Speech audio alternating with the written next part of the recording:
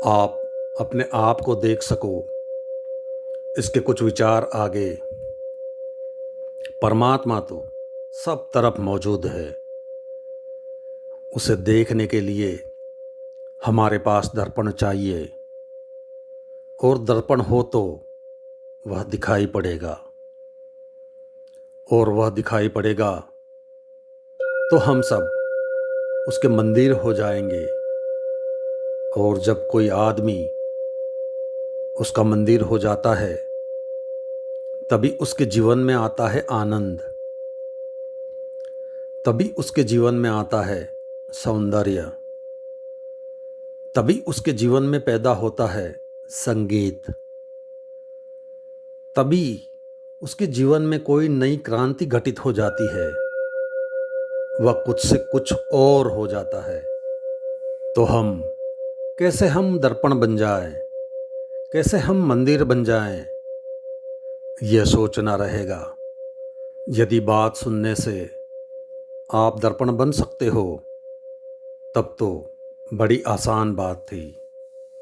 वह बात अगर आपके हृदय में किसी कोने में पहुंच जाए, अगर आप अपने हृदय में दरवाज़ा खोले और उस बात को भीतर जाने दे, तो वह आपके भीतर बीज बन सकती है, और वह बीज आपके भीतर विकसित हो सकता है। लेकिन वह विकास करना होगा आपको, वह बदलाहट करनी होगी आपको। इतना ज़रूर कह सकते हैं कि वह बदलाहट कठिन नहीं है, बहुत ही आसान और बहुत ही सरल है। इसीलिए सरल है वह बात की परमात्मा को पाने से ज़्यादा सरल और क्या बात हो सकती है। अगर परमात्मा को पाना ही कठिन हो गया, तो फिर तो और सब बातें और कठिन हो जाएगी, क्योंकि परमात्मा है सब जगह उपलब्ध और सबके भीतर भी मौजूद है। असलियत तो यह है कि परमात्मा को खोना असंभव है, क्योंकि परमात्मा का अर्थ ही यह है कि जिसमें हम जीवन जी रहे हैं, तो हमारा जीवन है। जो हमारी श्वास श्वास और हमारा प्राण प्राण है, उसे हम खो कैसे सकते हैं। जैसे मछली सागर को नहीं खो सकती, सागर में होना ही उसका जीवन है, उसकी आत्मा है। ऐसे ही हम भी परमात्मा को कभी नहीं खो सकते।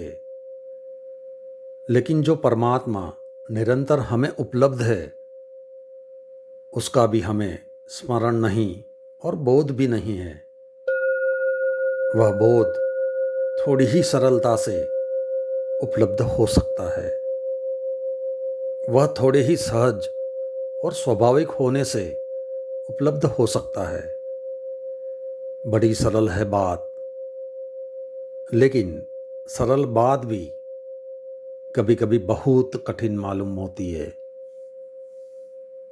क्योंकि हम उस सरल बात के विरोध में इतने दूर तक चले गए होते हैं कि लौटना कठिन हो जाता है। हम इतने दूर चले गए होते हैं कि किसी सरल बात के विरोध में लौटना कठिन हो जाए। बस आज इतना ही, बाकी अगले अध्याय में।